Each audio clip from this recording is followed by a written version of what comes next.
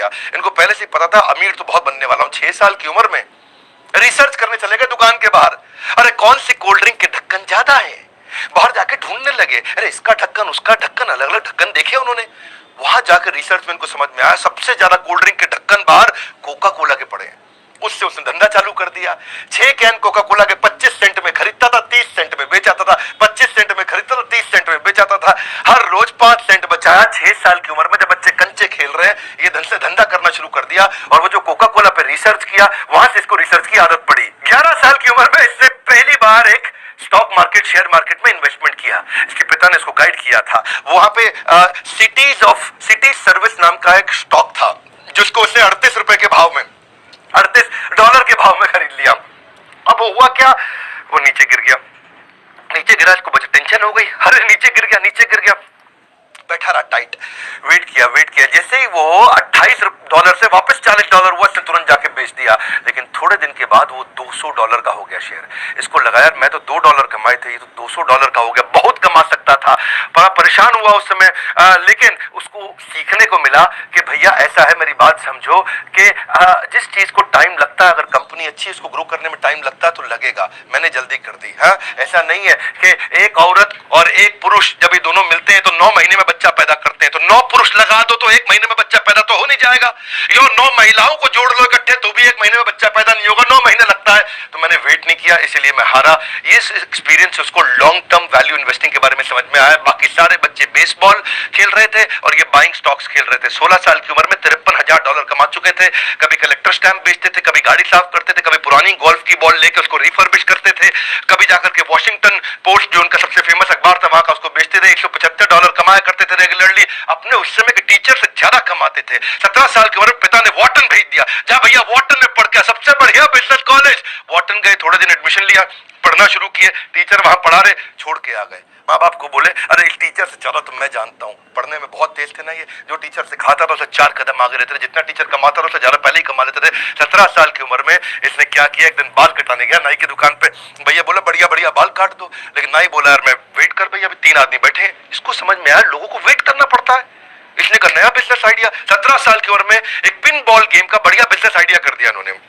Pinball game कैसा होता है, ये समझो जैसे इंडियन कंचे होते हैं ना, उसका पॉलिश्ड वर्जन। वहां पर टेबल लगा दी, उसमें कंचा छेद में फेंकना रहता है, तो वो निकल पिनबॉल मशीन बोलते हैं उसको। इन्होंने $25 की मशीन ली, जाके नाई को समझाया कि मेरी बात समझ भाई, तेरा इसके अंदर कोई रिस्क नहीं है, नो रिस्क प्रेपोजिशन। पैसा मेरा है, लगेगा, लोग आएंगे खेलेंगे और उनको मजा आएगा, तेरे पास ज्यादा लोग आएंगे, वेट करते वक्त वो खेलते रहेंगे।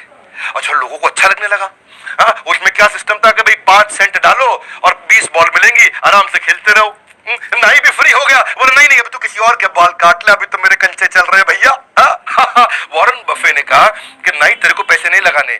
उससे क्या हुआ, जितने लोग थे उसी के आकर के बाल कटाने आते थे, भैया इसी के बाल कटा लो, है क्योंकि यहाँ तो गेम खेलने को मिल जाएगा, वेटिंग नहीं करना पड़ता, बाकी जगह वेट करना पड़ता था। नाई को मजा आने लगा। धीरे धीरे इसने वॉशिंगटन डीसी में सारे के सारे सैलून के अंदर अपनी वो गेम इंस्टॉल करनी शुरू कर दी। $25 से बिजनेस चालू किया, रोज पैसा कमाया और आने वाले समय में 1 साल के अंदर $1,000 में बिजनेस को बेच दिया। $25 से $1,000। उसके बाद इसको एक दादाजी की कहानी सुनाता हूँ। इसके दादाजी ने भी इसको एक बार एक काम पे लगाया था कि आज अपने दोस्त को लेकर के सामान उठाने का, राशन की दुकान थी दादाजी की, इधर से उठा उधर रख, उधर से उठा इधर रख, तेरे को पैसे दे दूंगा। इसने कहा ठीक है दादाजी। हाँ, काम मिल गया। एक और काम में तेज था, बहुत मेहनत करके उठाया, हाथ सूज गए, थक गए, हाथ जम गए, बुरा हाल हो गया, इतना उठाया इतना रखा। दादा ने 90 सेंट दे दिए, आधे आधे बांट लो। बोला $1 नहीं मिला, 90 सेंट। बहुत गुस्सा आया। इसने सोचा यार दादा बहुत तेज निकला, सही खेल गया यार, है? पहले कोई कॉन्ट्रैक्ट नहीं बनाया और बाद में 90 सेंट दे दिया, ये कोई पैसा होता है? उस दिन इसको समझ में आया कि मेरी बात सुनो भैया, पहले ही स्पेसिफिक्स और कॉन्ट्रैक्ट साइन करके ही धंधा करना है किसी के साथ। जब नौकरी भी मांगने जाओ ना, उस दिन जिस दिन नौकरी मिलती है ना, तब नेगोशिएट कर लेना इंटरव्यू में। उस समय जितनी तनख्वाह तय हो गई, उसके बाद कोई नहीं पूछेगा। 1 साल तक तनख्वाह नहीं बढ़ती भैया फिर तो। Bargaining leverage is greatest when you begin a job. उसके बाद कोई नहीं पूछता आपको। तो ये कहते हैं कि मैं अच्छा इन्वेस्टर इसलिए क्योंकि मैं अच्छा बिजनेसमैन हूं, और अच्छा बिजनेसमैन भी इसलिए क्योंकि मैं अच्छा इन्वेस्टर हूं। रिस्क कहते हैं कि खत्म हो जाता है जब तुमको समझ में आ रहा है तो तुम कर क्या रहे हो, पहले समझ तो लो तुम कर क्या रहे हो। शेयर मार्केट में रिस्क तो उसको होता है जिसको पता ही नहीं वो पैसा कहां लगा रहा है। ये जीनियस नहीं है, केवल इतने जीनियस नहीं, जीनियस तो है ही, जनरस भी बहुत है। जनरस इतने कहते हैं कि भाई मेरी कमाई का खाना वही $3 का ब्रेकफास्ट है जी, लेकिन वो 99% दूसरों को दे दिया, उनकी जिंदगी बदल जाएगी। ये अपनी जिंदगी में $3 से ऊपर का ब्रेकफास्ट नहीं किया इन्होंने, और अपनी सारी की सारी चैरिटी लोगों को कमिट कर दी। $37 बिलियन ऑलरेडी दे चुके हैं। कोविड की जो आज वैक्सीनेशन आई है उसमें वॉरेन बफे का बहुत बड़ा कॉन्ट्रीब्यूशन, उन्होंने बहुत डोनेशन किया है। ये अपने बच्चों को पूरा पैसा देने में बिलीव नहीं करते। ये कहते हैं कि भाई बच्चों को इंडिपेंडेंट और कॉन्फिडेंट बनाओ, वो खुद ही कमा लेंगे। मैं अपने बच्चों को इतना तो देना चाहता हूं कि उनको लगे कि वो कुछ भी कर सकते हैं, लेकिन इतना नहीं देना चाहता कि उनको लगे कि अब कुछ करने की जरूरत ही नहीं है। इनको हाईएस्ट सिविलियन अवार्ड भी, जैसे अपने भारत रत्न रहता है, वहां प्रेसिडेंशियल मेडल ऑफ फ्रीडम होता है भारत रत्न की तरह यूएस के अंदर, वो उनको बराक ओबामा ने दिया था। बराक ओबामा क्या बोलते हैं, भैया आप मेरी इंस्पिरेशन हो, और न केवल आप सबसे अमीर हो बल्कि आप सबसे एडमायर्ड और रिस्पेक्टेड भी हो। ये थोड़े लॉयल भी रहते हैं। एक और क्वालिटी बताऊं उनके कपड़ों के मामले में, कपड़े वही पहनते हैं जो एक बार पहन लिए। वैसे चाइना गए थे एक दफा, ये चाइना में वहां एक होटल में रुके हुए, और वहां पे ना एक मैडम ली हुआ करती थी, लोकल दर्जी थी, एक मशीन के साथ में घर में बैठ करके, आसपास किसान की बेटी थी, तब पैसे वाली नहीं थी, तो वो उसने देख लिया वॉरेन बफे को उसी होटल में जाते हुए, और वॉरेन बफे उसके लिए इंस्पिरेशन थे। इसी तरह से होटल के रिसेप्शन से फोन करा के अपने 2 आदमियों से उसने अपॉइंटमेंट ले लिया। वो 2 आदमी घंटी बजा के रूम में घुसे, जाते ही उसका नाप लेने लगे। ला भैया शर्ट का नाप दिखाओ, कोट का नाप दिखाओ, गर्दन देखो, चेस्ट देखो, जी पेट देखो कितना है। जितनी देर में वॉरेन बफे को समझ में आता, वो कहते सूट का कलर सिलेक्ट कर लो जी। सिलेक्ट कर लिया, उसने कहा पैसे बताओ, इतने में लड़के चले गए। अगले दिन सुबह क्या जबरदस्त स्मार्ट सूट एकदम बढ़िया स्टिचिंग का पहुंच गया वॉरेन बफे के पास, और उससे पैसा भी नहीं लिया, सो गिफ्ट कर दिया, क्योंकि वो मैडम ली जो थी वो उसकी बड़ी फैन हुआ करती थी। तो इसने कहा कि भाई सूट बड़ा अच्छा है, ऐसा करो मेरे को 2 सूट और बना दो। मैडम ली ने 20 सूट उसको 3 दिन के बाद फिर से भेज दिए, और 20 के 20 सूट का 1 रुपया नहीं लिया। वॉरेन बफे बड़ा हैरान हो गया, बोला यार तुम पैसा नहीं ले रहे हो मुझसे। लेकिन वॉरेन बफे ने उसको प्रमोट बहुत किया, इतना प्रमोट किया कि उनके दोस्त बिल गेट्स, उसके भी कपड़े आज मैडम ली बनाती है, और दुनिया भर के लोग कपड़े बनाती है। बर्कशायर हैथवे की जो एनुअल जनरल मीटिंग है वहां पे भी उनको इन्वाइट किया और बड़ा उनको धन्यवाद किया। और अब वो दिन है और आज का दिन है, वही 20 सूट है उनके पास। वो पिछले 20 साल से वही 20 सूट अलग अलग दिन बदल के पहनते हैं। ये ऐसे आदमी है, अपनी आदतों के साथ लॉयल है, एक जैसा ही ब्रेकफास्ट खाते हैं, वही गाड़ी चलाते हैं, 50 साल से उसी घर में रहते हैं, वही 20 सूट पहनते हैं। यहां तक कि फोन भी उनके पास सैमसंग का वही फ्लिप वाला पुराना है। एप्पल में इनके काफी शेयर है, ये एप्पल के 5%, 5.5% के मालिक हैं। तो टिम कुक एप्पल का सीईओ, वो कहता है भैया मैं आता हूं तुम्हारे पास, तुम यार कम से कम हमारी कंपनी के मालिक को एप्पल का फोन यूज करो। उनको एप्पल का फोन आईफोन 11 रिसेंटली दिया उनको, ये लो भैया आईफोन 11 इसको इस्तेमाल करो। वॉरेन बफे बोला ठीक है जी, उसमें उसने नया सिम डाल दिया, वो वाला चेंज नहीं किया, सैमसंग चल रहा है, वो नया सिम डाल दिया। टिम को कहता मैं सिखा दूंगा तुम्हें कैसे यूज करना है। बोला कोई जरूरत ही नहीं है, ये खाली फोन रिसीव करने के लिए रख लिया मैंने, इससे फोन कर लूंगा रिसीव कर लूंगा, मैंने सीखना कुछ नहीं, इंटरनेट तो मैं वैसे नहीं चलाता। उसी तरीके से चलते हैं। लॉयल्टी कहते हैं कि एक्सपेंसिव गिफ्ट है, मैं जिसके साथ लॉयल हो जाता हूं उसका हो जाता हूं। Do not expect it from cheap people. 91 के हो जाएंगे अभी अगस्त में, लेकिन एनर्जी ऐसी है उनके अंदर है जी, बच्चों की तरह बातचीत करते, इतना एक्साइटेड रहते हैं हर समय। और किसी ने उनसे पूछा भैया आप इतने एनर्जेटिक कैसे रहते हो, बर्गर भी खाते हो, आइसक्रीम भी खाते हो, 91 की उम्र में, 91 रनिंग चल रहा है। बिल गेट्स तो कहते हैं इनके पास 30 साल की उम्र के लड़के की शार्पनेस है, 10 साल के लड़के की उम्र की मुस्कुराहट, ऐसा मिस्चीवियस स्माइल है, और 6 साल के बच्चे की खाने पीने की आदतें हैं। ये क्या कहते हैं, 6 साल के बच्चे का डेथ रेट सबसे कम है, तो उसी की तरह खाओ, मजे मारो, कोई दिक्कत नहीं, मेंटली एकदम फिट, और रोज आधा घंटा वर्कआउट पक्का करना है इनको। बिल गेट्स के साथ बड़ी दोस्ती हो गई इनकी। वो उसकी तो बड़ी जबरदस्त कहानी, बिल गेट्स की जो माँ थी ना, मैरी गेट्स ने अपने घर पे एक इवेंट रखा था, उस घर में किसी को बुलाया, तो उसने फोन पे बोल दिया मेरा दोस्त है वॉरेन बफे, उसको लेके आ रहा हूं। मैरी ने बोला ठीक है ले आओ, कोई बात नहीं। अच्छा दोस्त लगा हुआ था वॉरेन बफे को समझाने में, तुझे बिल गेट्स से मिलवाऊंगा। वो बोला है बिल गेट्स आईटी का आदमी, इससे कौन बात करेगा। अच्छा माँ लगी हुई इधर, तुझे वॉरेन बफे से मिलवाऊंगी। वो कह रहा है यार ये तो खाली पी रेशियो डिस्कस करेगा, फाइनेंशियल स्टेटमेंट डिस्कस करेगा, मैं आईटी का, हमारी बनेगी नहीं, ये दोनों एकदम अलग आदमी है। अच्छा वो दोनों लगे हुए नहीं, मिलवाते हैं। हुआ ये कि जब ये मिले तो पहला ऐसा क्वेश्चन किया उनको वॉरेन बफे ने, बोला भाई बिल एक बात बता, तेरे को नई आईटी कंपनी बना के दूं अगर, और तेरी माइक्रोसॉफ्ट खत्म, तो नई कंपनी कैसे स्टार्ट करेगा।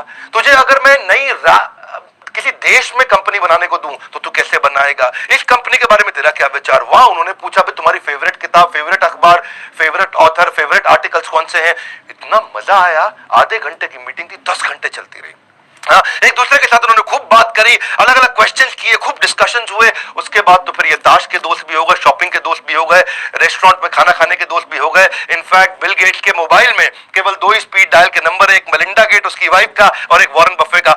ऐसा एक दिन नहीं गया आज तक जब तक इन दोनों ने बात नहीं करी। ये भी बड़ा इंपॉर्टेंट है, किसके साथ उठते बैठते हो। ये कहते हैं कि वॉरेन बफे ने मुझको 2 चीजों में बड़ी हेल्प करी। पहली चीज क्या है कि लाइफ टाइम लर्निंग, और दूसरी है लाइफ टाइम लाफिंग। बोला इससे ज्यादा मैं दुनिया में कभी नहीं कर सकता था। कहते हैं कि pick up your associate whose behavior is better than you, and then that will give you a drift in your direction of life. Tell me who your heroes are. तेरा हीरो कौन है? दोस्त तुझसे भी पूछ रहा हूं, तेरा हीरो कौन है? And I'll tell you who you will turn out to become. तू बनेगा किसके जैसा आज ही पता चल जाएगा। वॉरेन बफे के ना गुरु भी थे जिनसे ये बड़ा सीखा करते थे, बेंजामिन ग्राहम। बेंजामिन ग्राहम जो थे कोलंबिया के प्रोफेसर थे। ये इन्होंने वॉर्टन छोड़ के कोलंबिया ज्वाइन किया क्योंकि बेंजामिन ग्राहम की इन्वेस्टमेंट को लेकर बड़ी मास्टरी थी। बेंजामिन ग्राहम एक बड़े स्ट्रिक्ट टीचर भी हुआ करते थे जो इन्वेस्टमेंट के बारे में, शेयर मार्केट के बारे में सिखाते थे। और बफे केवल एकमात्र ऐसे स्टूडेंट थे जिसको A+ रेटिंग। बेंजामिन ग्राहम की सारी क्लास को बहुत ध्यान से अटेंड करते थे। ऐसे एकलव्य शिष्य दूर से सीखते थे। बाद में बेंजामिन ग्राहम के घर गए, उनको बोले मैं आपके लिए नौकरी करना चाहता हूं। हाँ, तो बेंजामिन ग्राहम ने बोला नहीं नहीं, तुमको नहीं रखूंगा, तुम बहुत जीनियस हो, तुमको नहीं मैं ऐसे लड़कों को रखता हूँ, ज्यूइश लड़कों को रखता हूँ जिनको कोई नौकरी नहीं देता ताकि मेरे साथ टिक के काम कर सके। बोला मैं टिक के काम करूंगा? नहीं ना, बाहर बाहर, तेरे को नहीं रखूंगा। ठीक है, फ्री में रख लो, फ्री में नौकरी कर ना, बोल दिया ना बाहर, तेरे को तो बिल्कुल नहीं रखूंगा। बेंजामिन ग्राहम इनके गुरु, उन्होंने इनको रखा नहीं। बड़ा परेशान हुए। तो वॉरेन बफे पीछे पड़े रहे। कुछ समय के बाद एक ऐसा समय आया कि बेंजामिन ग्राहम मान गए, बोले चल ठीक है आजा। और ये वहां से फिर न्यूयॉर्क शिफ्ट हुए। वहां आए, न्यूयॉर्क में आकर के बेंजामिन ग्राहम के साथ में काम करने लगे। सारे स्टैंडर्ड एंड पुअर्स की रिपोर्ट पढ़ना, S&P की रिपोर्ट पढ़ना, इन्वेस्टमेंट अपॉर्चुनिटी ढूंढना, P&L को समझना, कैश फ्लो स्टेटमेंट को समझना। जब जिस समय यंग लड़के प्लेबॉय मैगजीन है जी, जहां पे आप देखते हैं कहीं देवियों के चित्र होते हैं अलग अलग प्रकार के जिसमें वो कम कपड़े पहन के रखती है, उनके चित्र देखते थे। ये उस समय बैलेंस शीट देखा करते थे। ऐसे भयंकर फोकस्ड आदमी थे। बेंजामिन ग्राहम और वॉरेन बफे की जोड़ी ने कमाल कर दिया। वॉरेन बफे खूब सीख रहे थे, लेकिन फिर एक ऐसा समय आया कि वॉरेन बफे और बेंजामिन ग्राहम की थ्योरीज में फर्क आ गया। बड़ा फर्क था। बेंजामिन ग्राहम क्या कहते हैं कि भाई खाली बैलेंस शीट और इनकम स्टेटमेंट देखो, कंपनी का कैश फ्लो स्टेटमेंट देखो, बहुत है, इससे समझ में आ जाए कंपनी चल रही है कि नहीं चल रही, चलेगी कि नहीं चलेगी। ये बोले नहीं नहीं, वो क्वांटिटेटिव है, वो नंबर है, मेरे को मैन पावर भी देखनी है, मुझे लीडरशिप भी देखनी है। वॉरेन बफे मानते थे केवल हमारे को परफॉर्मिंग बिजनेस नहीं देखना है, हमें क्वालिटी बिजनेस देखना है जो आगे तक चलेगा। आज चल रहा है मतलब ये नहीं कि आगे चलेगा। बात समझना, शेयर मार्केट के पावरफुल प्रिंसिपल देने वाला भैया वॉरेन बफे का वीडियो है। मेरे वीडियो बाकियों की तरह तो होते नहीं, गेम चेंजिंग है, क्योंकि यहां बेंजामिन ग्राहम बोलते थे क्वांटिटेटिव मेथड और नंबर चेक कर लो, quantity number, quantitative method number, number समझ लो, समझ आ जाए कंपनी चलेगी। ये बोले ना ना ना, क्वांटिटेटिव के साथ क्वालिटेटिव अप्रोच। उनकी मैन पावर कैसी है, धंधा कैसा है, कंपटीशन कैसा है, लोकेशन कैसी है, कंपनी में जाओ, लीडरशिप से मिलके आओ, बिजनेस मॉडल देखो, इकोनॉमिक मोड देखो, कॉम्पिटिटिव एडवांटेज देखो। मोटा मोटा बफे कहते थे भाई कंपनी चलती कैसे, अंदर घुसो, उसकी लीडरशिप देखो, ईमानदार है कि नहीं। ये कहते थे नहीं नहीं भैया खाली नंबर देखना है। यहां पे इनके झगड़े बढ़ने लगे और बात वो सही है कि वॉरेन बफे आगे चल के बहुत सफल हुए। जब इनकी बनी नहीं अपने गुरु से तो छोड़ करके ओमाहा वापस आ गए। ओमाहा में आके इन्होंने मकान लिया, फिर वही आज 50 साल पुराना मकान, आज तक वहीं रहते हैं। और यही इन्वेस्टमेंट की इनके सीक्रेट है। सीखना चाहते हो अगला वीडियो में बताऊं, अभी बताऊं, अभी बता दूं तो इनके इन्वेस्टमेंट सीक्रेट पकड़ो फटाफट। इनकी वैल्यू इन्वेस्टिंग फिलॉसफीज क्या है। इनका कहना है कि फेयर कंपनी को बढ़िया सस्ते प्राइस पे लेने से अच्छा है कि किसी बढ़िया कंपनी को फेयर प्राइस पे लो। इनका मानना है भाई कंपनी में दम होना चाहिए ताकि उसके साथ चिपके रह सकूं, लंबा चलनी चाहिए कंपनी। तो उसकी रिसर्च करना सीख गए, उस पर इन्होंने काम किया। उसके फाइनेंशियल स्टेटमेंट तो पढ़ो, लेकिन उनकी कॉन्फ्रेंस कॉल्स को भी जाकर के सुनो, उनकी मैनेजमेंट को देखो और फिर बाद में प्राइस आएगा। इनका कहना क्या है कि पहले ये देखो कि लॉन्ग टर्म इकोनॉमिक मोड है कि नहीं है, लॉन्ग टर्म इकोनॉमिक कैरेक्टरिस्टिक्स कैसी है इसकी। इकोनॉमिक मोड का मतलब जानते हो ना, एक वीडियो में बताया मैंने, क्विकली समझाया तुम। जैसे पुराने समय में राजा महाराजाओं के महल होते थे, उस महल के आसपास बड़ी खाई खोद देते थे ताकि कोई दूसरा आदमी आए और अटैक करने लगे तो खाई में गिर जाए। ऐसे ही बड़ी बड़ी कंपनीज कुछ ना कुछ ऐसी चीज अपने पास एडवांटेज, कॉम्पिटिटिव एडवांटेज रखती हैं कि दूसरा कॉपी करने लगे तो खाई में गिर जाए, तो कोई दूसरी कंपनी मेरे को कॉपी ना कर पाए। तो ये कंपनी में ढूंढते थे कि ऐसी कोई चीज हो जो लंबे समय तक केवल इसके पास रहने वाली हो, तो उसमें इन्वेस्ट कर देंगे तो लंबे समय तक चलेंगे। तो ये, और बाद में जाके प्राइस देखते थे। कहते प्राइस पहले नहीं देखूंगा, पहले देखो कंपनी में दम है, फिर प्राइस कोशिश करेंगे कि सस्ते से सस्ता मिल जाए। कंपनी की परफॉर्मेंस को चेक करने के लिए उसका रिटर्न ऑन इक्विटी पिछले 5-10 साल का जाके देखेंगे, हिस्टोरिकल परफॉर्मेंस देखेंगे कि भाई कंसिस्टेंटली कॉम्पिटिटर के मुकाबले ये कैसा परफॉर्म कर रही है। बहुत ज्यादा महंगी कंपनी खरीदने में बिलीव नहीं करते रहे, लेकिन एक्सेलेंट कंपनी वो उनका पहला रूल था। कंपनी जो फंडामेंटली चीपर हो अपनी वर्थ से। और उसके बाद क्या है, ये कहते हैं कि भाई गैम्बलिंग तो हमें करनी नहीं है, क्योंकि गैम्बलिंग से लॉस होएगा ही होएगा। इन्फॉर्म्ड रहो अपने डिसीजन में, सीखो, अपना होमवर्क करके चलो।